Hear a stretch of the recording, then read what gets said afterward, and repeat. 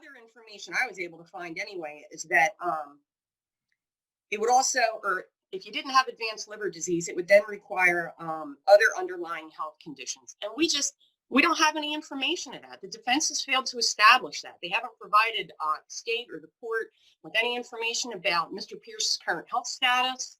So I don't think that's valid. And based on the federal cases that we cited in our brief, and based on that one state case with the pregnant woman, it's not pertinent at this point. I think what the court needs to do is simply look at the bail factors. And I know that Mr. Steinberg raised the issue of the protection of the public not being pertinent to a bail hearing, which is true. However, in our brief, when we raised the protection of the public argument, it was only in the context of the federal courts considering it in the context of the COVID-19 cases. In other words, let's say we agreed to release Mr. Pierce on what would be today's 3+, and he would be encountering people on a regular basis. That's the kind of protection of the public that we argued in our brief. Excuse me. I just wanted to advise the court that with regard to the state's decision to retry Mr. Pierce, I advised both Mr. Steinberg and then Mr. Stapleton last Thursday that was our intention, that was what, Wednesday or Thursday. I have my days mixed up. But I know I spoke with both attorneys on that one particular afternoon and advised them that was our plan. Let's see. I want to take a look at, the court will indulge me for a moment. I guess basically at this point, I just really want the court to take a look at the bail factors. And as I indicated in my brief, it really is hard to evaluate most of them due to the fact that Mr. Pierce has been incarcerated for so long. But the two that weigh so heavily from the Johnson case have to be considered. First and foremost, the seriousness of the crimes charged against him, the apparent likelihood of conviction, and the extent of punishment prescribed by the legislature. In this particular case, obviously, these are very serious charges. Honestly, it's only by happenstance that both men who were shot weren't killed, in which case we'd be dealing with a double murder case here. With regard to the apparent likelihood of conviction, I would point out to Your Honor that the federal court, they made no comment on the strength of the state's case. Basically, their opinion was focused on the idea that they felt Mr. Pierce was denied his right to testify. So I think I don't think any of us were there originally, but when you look at the context of the trial as a whole, if Mr. Pierce thinks he's going to testify and say that, he didn't know the victim and the victim was lying, a jury is going to weigh that his testimony as someone who had at the time been convicted of 7 prior offenses, including robbery. They're going to weigh that against someone who's never been convicted of anything. So what's the jury going to do with that? So I don't think you can really say that the strength of the state's case has been reduced in any way by this federal opinion.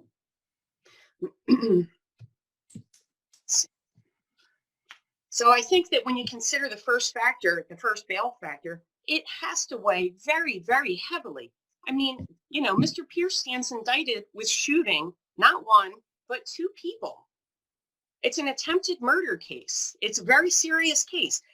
The most important thing about it is because he has so many prior convictions over his entire adult life up until he was convicted of this offense. He spent most of his life in jail. And that is why he is subject to a sentence of life in prison.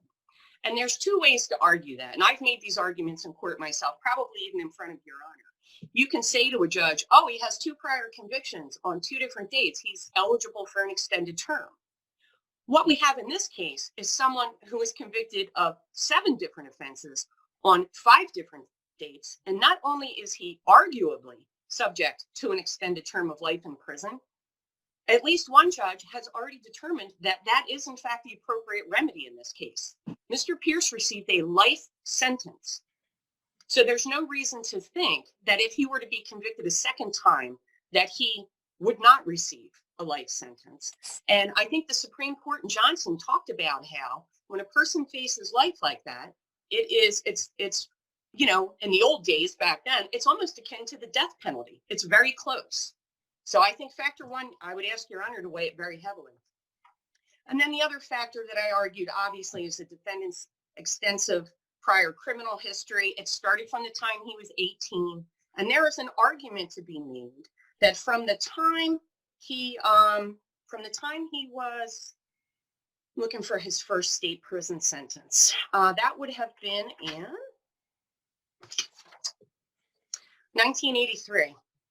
He has largely spent almost all of his time in prison, and it is the only time that he has not been committing crimes is when he has been incarcerated. So I just wanted to go through them very quickly, and so the record is clear. He had a whole bunch of convictions in early 1983. The first one for a crime he committed when he was 18. He was convicted of it when he was 20. It was for receiving stolen property up in Monmouth County. And then it was just maybe 2 weeks later, he pled guilty to 3 separate cases in Gloucester County. It looks like he got concurrent probation. And then shortly after that, in April, he got 2 years of probation here in Camden County for 2 separate cases.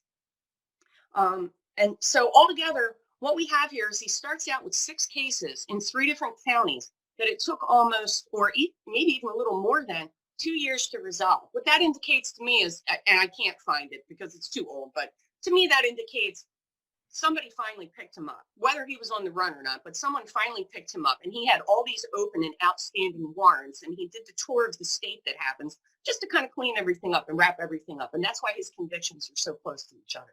But clearly he was on some kind of crime spree. And I think one of the things that's most important here is, okay, so now we're on probation for 5 years with our 6 prior convictions, is that, the very next thing he does is he goes out and, I don't want to argue the facts of the robbery, and I don't think I have to, because the bottom line is he was convicted of a robbery and he was sentenced to 7 years in state prison, which to me indicates second degree. I don't think back in 1984 anyone ever heard of an aggravated shoplifting, as Mr. Steinberg said. But that's a serious offense. It's a violent offense. It's theft with the use of force. Force is by definition violent. And he did that while he was on probation in 3 different counties in this state. It's my understanding that he was also convicted of a parole.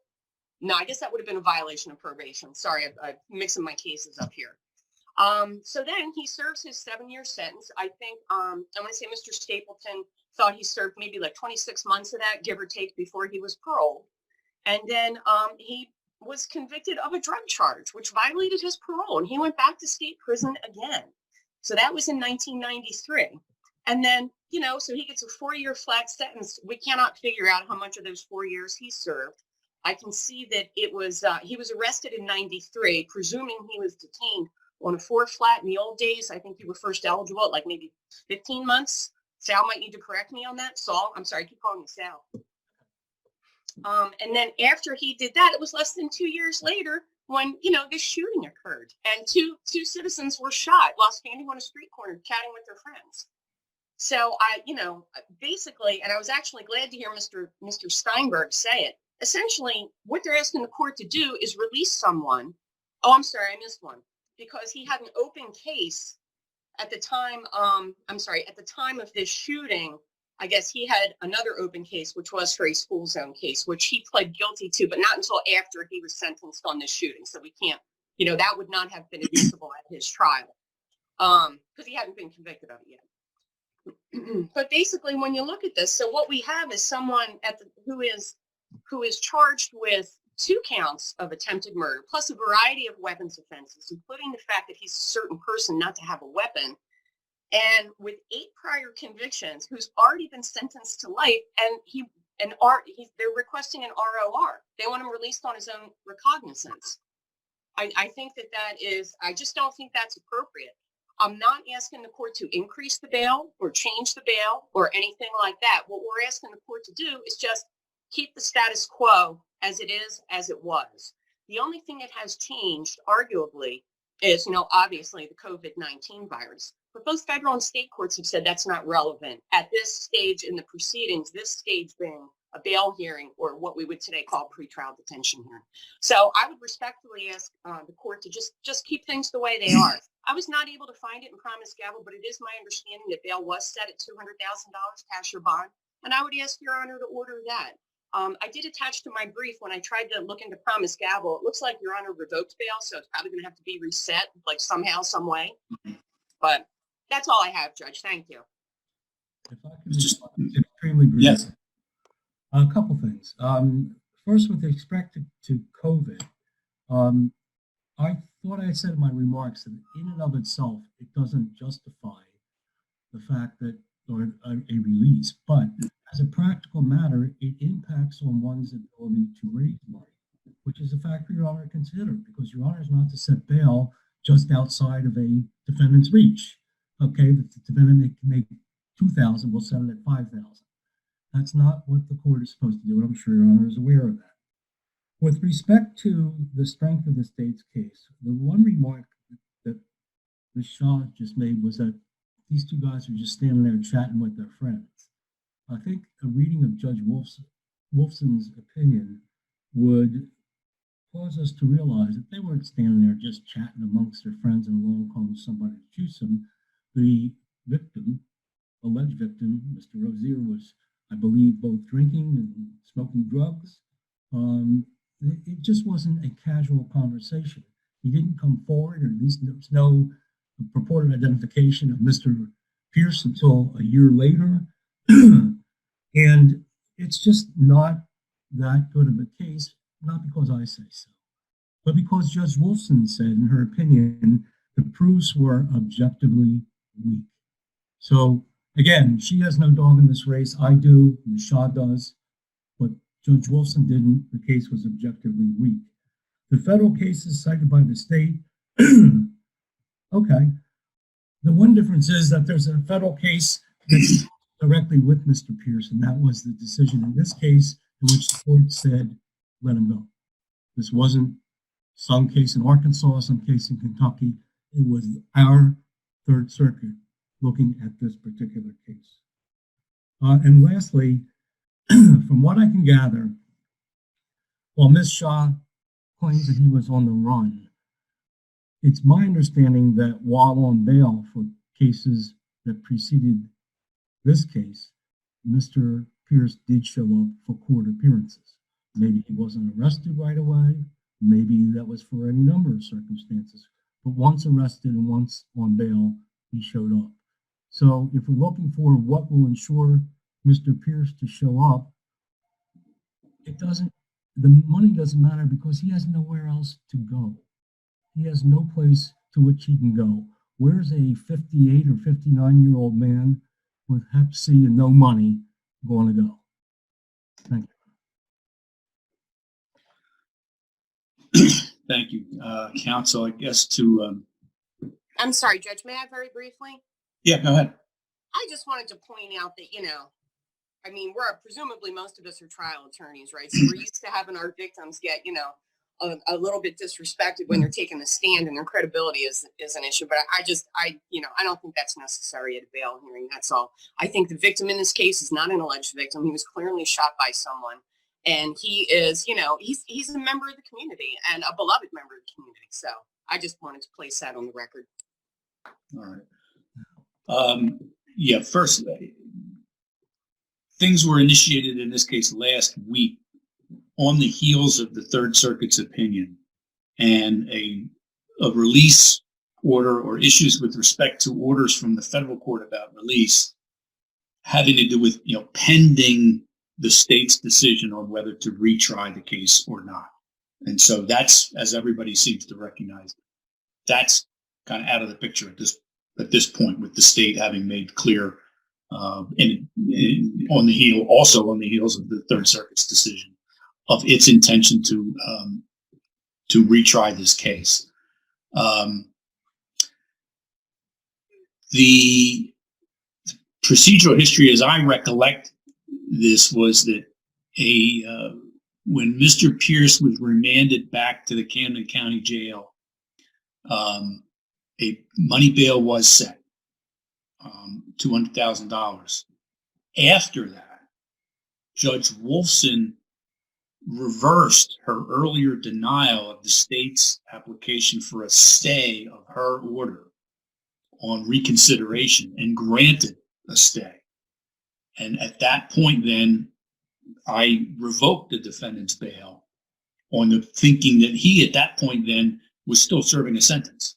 He was not. Your Honor, I believe Judge Wolfson actually granted the stay initially, and then also denied defendants reconsideration of that. So Okay, all right. Thank you for that clarification. But yeah, that was the sequence of events. Was, I think, the decision that Judge Wolfson's decision was made, and then before a stay was imposed, the case came in front of me for determination, and then the bail was set at $200,000 cash or bond. After that, when Judge Wolfson granted the stay, the bail was revoked, and that's where it remains as we stand here today. With regard to issues relating to the pandemic, the disease and the particular risks posed to people who are incarcerated, there's no question that those people are at greater risk because of the fact of their incarceration. But that is not relevant on the issue that's presented to the court here, which is the issue of the defendant has a right under the New Jersey Constitution as it applies to him to have bail set. And the purpose for the bail is solely to help ensure that the defendant will appear in court. There are no other purposes that bail is permitted. It's not permitted to detain a person because of a conclusion that they are dangerous to the public. I understand the defense's argument that the pandemic and its impact and its economic impact is relevant from the standpoint of an ability of a defendant or family members on behalf of a defendant, or anybody else for that matter on behalf of a defendant, to have the same financial wherewithal that they might have had 3 months ago. I think it's hard to deny that is a reality that we face here. The number of people filing for unemployment benefits is astronomical, and the other impacts on the economy are undeniable. So what is in front of the court right now really is the traditional application of the Johnson factors to determine to determine what's the appropriate amount of bail to assure the defendant to address any flight risk. And those factors, were around for a long time. They still apply. The first is really 3 factors altogether. The seriousness of the crimes charged here. These are serious crimes, not murder, but still very serious crimes, which, given the defendant's prior criminal record, carry the prospect of a life sentence if he were to be convicted again. The apparent likelihood of conviction and the extent of the punishment. The extent of the punishment hasn't changed. It's still, given his prior criminal record, a range between 10 years and life in prison. And the No Early Release Act does apply to this case, I believe. Is that correct? Does not. Okay. It does not, Judge, because the No Early Release Act didn't take effect until 1997. 97, okay, a year after this. But in any event, the extent of the punishment imposed by the legislature, prescribed by the legislature, is very significant. The seriousness of the charges are very significant. The apparent likelihood of conviction, it is the case by definition that the federal court didn't literally, at least the Third Circuit, didn't literally opine about the likelihood of conviction. They did, however, conclude that had the defendant testified as he represented and as he testified actually at the district court hearing that he would, that raised a reasonable probability of a different outcome. In essence, though, where that puts us really in this instance, the way I'm looking at it right now is this is no different than whenever the defendant was first apprehended and faced these charges, and a court was required to set a bail at that time, because as back then, as is true now, he has the right to testify. He had the right to testify back in the beginning. The proceedings in federal court determined that he didn't get sufficiently competent counsel about his right to testify, and that the outcome of the case probably would have been different had he testified. Well, right now, the issue at this point is the apparent likelihood of conviction. The fact that a trial took place without him testifying and ended in a particular result is not something that can affect the analysis at this point, because we're now back at a point where the slate is wiped clean, other than the fact that obviously if there's a retrial, then both sides have the opportunity to see what people testified to and cross-examine people on inconsistency, all those sorts of things. I'm not downplaying the existence of that reality. But when it comes to this question of the apparent likelihood of conviction, the court is in no different place than the predecessor judge who set a bail before the trial ever happened in the first place.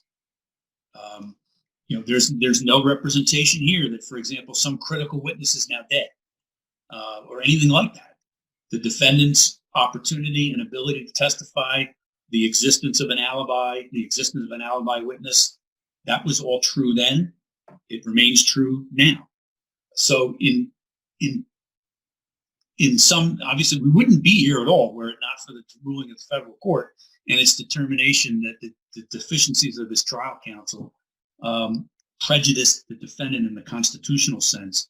But in terms of the likelihood of conviction in this case, it's a different analysis. I think it is a different analysis than what was undertaken by the federal court to determine whether the defendant was entitled to relief in his application for habeas corpus relief on the theory that he received ineffective assistance of counsel and that it mattered.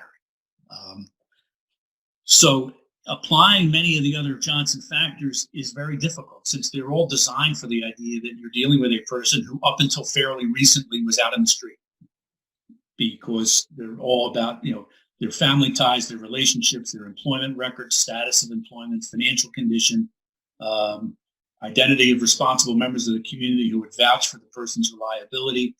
In this circumstance, for the last 20 plus years, the defendant's been in custody, been in federal prison. There's been a lot of material, there've been representations made with respect to how he has conducted himself there, all of which appear to be, for the most part, very positive. It's very difficult to translate those into the Johnson factors from a standpoint of a prediction of whether somebody will fail to come to court, which is the only thing that bail is designed to address. What is different from the way things were before there was ever a trial in the first place is that the defendant is more than 20 years older than he was then. And we also do have the fact that that everybody involved in this case has a federal court decision indicating that the outcome of the trial might have been different had the defendant actually chosen to testify. I think that's relevant, not necessarily from the standpoint of the apparent likelihood of conviction, but more from the standpoint of the defendant's motive and incentive to not flee the jurisdiction and to, in fact, stay around and testify, with the federal appellate court having said that if he testified consistently with how he testified before Judge Wolfson in the district court proceeding, there's a reasonable probability that the outcome of the trial might have been different. That's pretty strong incentive for the person to not absent himself from a trial. Trial, of course, could happen in his absence, but there's a pretty strong incentive to appear for trial. So I think that is a significant consideration. His prior criminal record, no question, is very serious, and the degree to which his bail was probably set. I don't know the number of what it actually was prior to the trial, but it was probably a very significant bail, and justifiably so, given his record, and probably the court at the time would likely have had benefit of some representations about his failure to appear history, et cetera. But I think the prior criminal record really informing the court about somebody's likelihood of complying with a court direction that they have to appear in court for a trial. Judge, I'm sorry to interrupt, but I actually have that information. Go ahead. I have a promise gavel from that was sent to me. So it looks to me like his bail was previously set by Judge Rosenzweig, who later became Judge Baxter. It was set at $150,000 full cash, and it was a blanket bail with the open school zone case that he had, Okay. just so the court's aware. Thank you. Thanks. Sorry to interrupt. No, that's all right. I appreciate the benefit of the information. So in some sense, we're back no different than 1996 or 1997 in advance of the trial taking place. In another sense, we are, because the court's got to make an assessment right now based on the defendant as he is right now of the likelihood that he will fail to appear in court. The flight risk issue. And number one, his age mitigates against the idea that he would flee. I don't know enough about medical condition to know and to really have that. I don't think that really plays much, in my view, does not play any role at all, his specific medical condition. The economic standpoint and the economic conditions created by the pandemic does have an impact on the ability of people to raise money to post a bail. I think his bail is entitled to be significantly lower than what it was set the last time I set the bail. Again, because I think the existence of the federal court determination creates a strong incentive for the defendant to not flee and to appear in court and to ultimately, if there is a trial, to ultimately testify in that trial. And the rest of the factors are difficult to assess and to apply in a circumstance of a person who's been in state custody for over 20 years. But weighing everything all together, I believe that this is a case in which there should be a reduction in his bail. I do not believe that it's appropriate to release him on his own recognizance. I think there is a risk of failure to appear. And I think the best way to address that risk, and I think it is, as with any bail sets, it's reviewable at varying points in time if it's not posted. But I think an appropriate bail at this point is $50,000 cash or bond. There's no 10% option for charges such as this statutorily. So I am setting the defendant's bail at $50,000 cash or bond. I guess I have to schedule this case for us to have at least a consultation about when to schedule a trial and when to schedule future proceedings, if there are any going to be in advance of the trial. And for now, let's try to do that for now, schedule it for a relatively early opportunity. And this is in no way a prediction about whether the court is going to be functioning in any normal sense whatsoever by then. But I'm thinking of Friday, May the 8th. Excuse me, Judge. I think this matter is already scheduled for June the 5th. I don't know if you want to keep that day or move it up. That was just a placeholder date from before we heard from the Third Circuit, I think. So Okay. we'll do May the 8th and anticipate doing it the same way we've done these proceedings here today. I think that's the best guess. We're going to still be in the mode of conducting proceedings remotely like this come May the 8th. Yeah. I'm sorry. I always feel bad interrupting on this thing because it must come in as a blast. Could we either go 1 week before or 1 week after? I may or may not be out of town on May 8th, depending on what the situation is. Although I guess that's only 2 weeks away, huh? Let's see. Yeah, no, today's the 15th, so it's it's Okay. Yeah, I mean, I don't know what the situation will be. I know that right now I'm scheduled to be out of town that week. I've got a problem with May 1st. Yeah, then let's do May 1st. I think I'm going to be around. Okay. Yeah, I'm here then. Thank you. All right, 2 p.m. on May the 1st.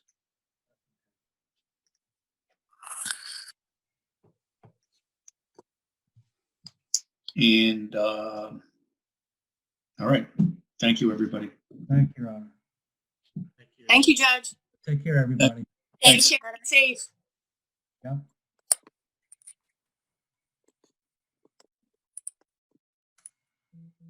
Let's give me a call if you can hear me.